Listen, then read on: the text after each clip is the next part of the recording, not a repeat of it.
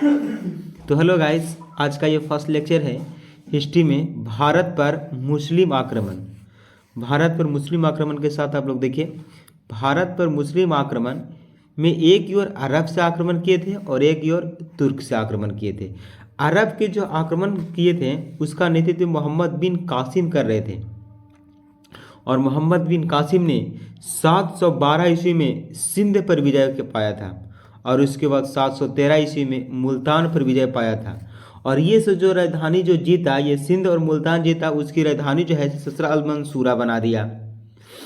ये इतना खतरनाक मोहम्मद बिन कासिम था कि इसने जजिया कर लगा दिया और जजिया कर लगाया, लेकिन इसमें कुछ लोगों को छोड़ दिया जैसे बच्चा को छोड़ दिया, बूढ़ा, ब्राह्मण, औरत, इन वगैरह को छोड़ दिया।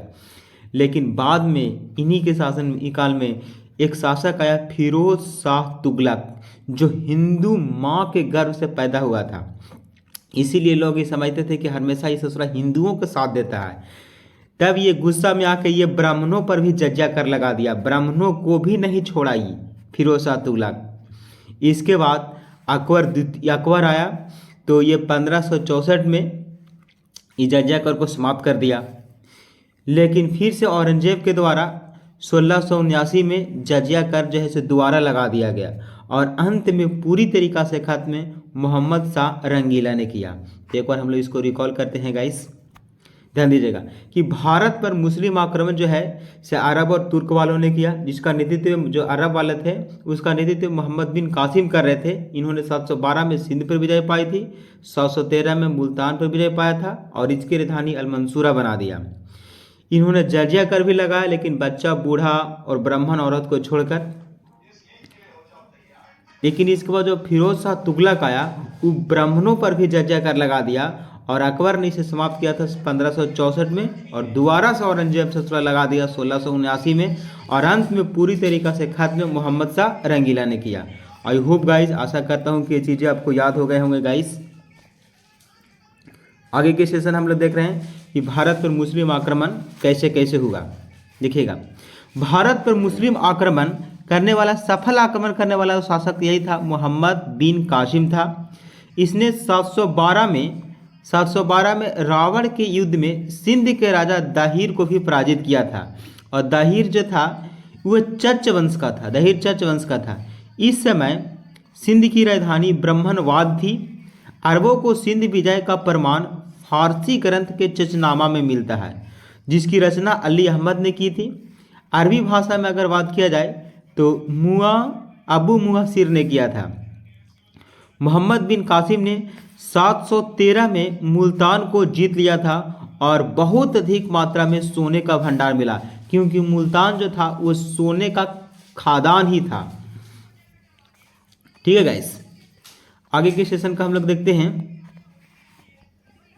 देखिएगा ध्यान से। अरब में जो था से बहुत सारा मुल्तान में था से बहुत सारा सोना वगैरह था। तो मुल्तान को इसलिए हम लोग स्वर्ण नगरी कहते हैं, मुल्तान को बोला जाता है स्वर्ण नगरी। और जो मुल्तान को जीता, स्वर्ण नगरी के जीता, उसे मोहम्मद बिन कासिम ने राजधानी जो है अल मंसूरा बना दिया। पहले ही के लेक्चर में हमने बताया आपको। अरबों ने जो था से ऊँट पालने की प्रथा शुरू की थी, ऊँट और खजूर, मतलब ऊँट और खजूर जो है सो लोग जो है से उपजाते थे, कि उसकी खेती करते थे वगैरह। चशनामा ग्रंथ के अनुसार सुलेमान के आदेश पर मोहम्मद बिन कासिम की हत्या करवा दी गई थी। ठीक है भाई, आगे के लेक्चर देखिएगा। भारत पर तुर्क आक्रमण, भारत पर जो तुर्क आक्रमण हुआ था उसका श्रेय जो दिया जाता है वो तुर्कों को ही दिया जाता है। तुर्कों को कोई अपना जाति नहीं था, लेकिन ये तुर्क कोई जाति नहीं था, ये बेसिकली उत्तर पश्चिम सीमाओं पर निवास करने वाले लड़ाकू टाइप के एक बर्बर जाति थे। बहुत खतरनाक लड़ाकू ये लोग थे, खाली मारकाट ससुरा जानता था ये सब। लेकिन ये बाद में उमैया वंशी शासकों के संपर्क में जब आया ना, तो ये इस्लाम धर्म अपना लिया और इसका एक ही लक्ष्य रहा, एक बड़ा मुस्लिम साम्राज्य की स्थापना करना। अल्पतगीन ने 932 ईस्वी में अफगान प्रदेश में गजनी साम्राज्य की स्थापना किया और जिसकी राजधानी गजनी बनाया। ओके गाइस, गजनी वंश का अन्य नाम यामिनी वंश भी था। भारत पर तुर्क आक्रमणकारी जो था सुपुतगीन था गाइस। ठीक है भाई,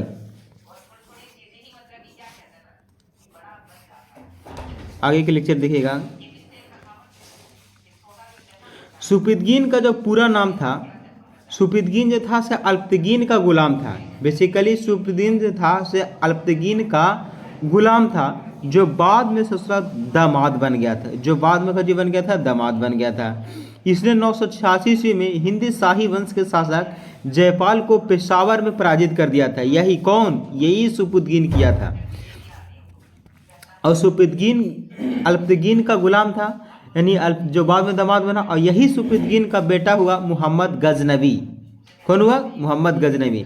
लिखा हुआ है कि सुपीतगीन का पुत्र कौन था? गजनवी था, जो अफगान के गजनवी में रहने वाला था। ये जो था मोहम्मद गजनवी 988 में गद्दी पर बैठा था। कब गद्दी पर बैठा था? 988 में गद्दी पर बैठा था। यह पहले सुरसान का शासक था भाई। ये कहाँ का शासक था? सुरासान का शासक था। देखिएगा,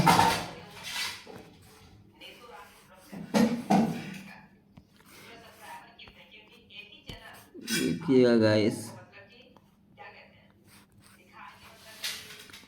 देखिएगा सर हेनरी इलियट के अनुसार 1000 से लेकर 1027 तक इसने 17 बार आक्रमण किया था भारत पर। ये जो मोहम्मद गजनवी था उस 17 बार आक्रमण किया था।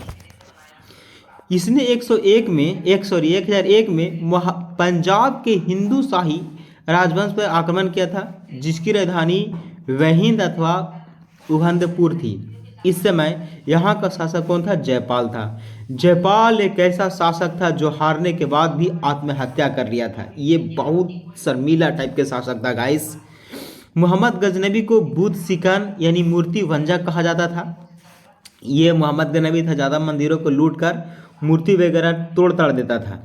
इसका सबसे चर्चित आक्रमण जो चर्चा में रहा, उस आक्रमण को बोलते हैं 1027 में हुआ किया था। ये सोमनाथ पर आक्रमण किया था, सोमनाथ मंदिर पर।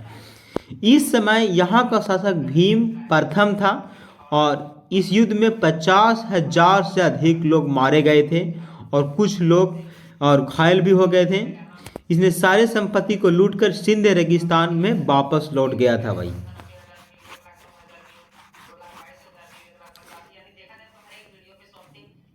दस 1027 ईस्वी में जाट के विरुद्ध अंतिम आक्रमण हुआ था और जाट ने इसमें पराजित हो गया था।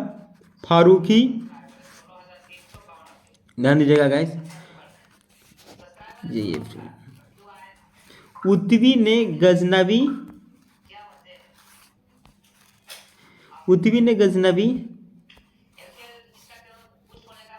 ये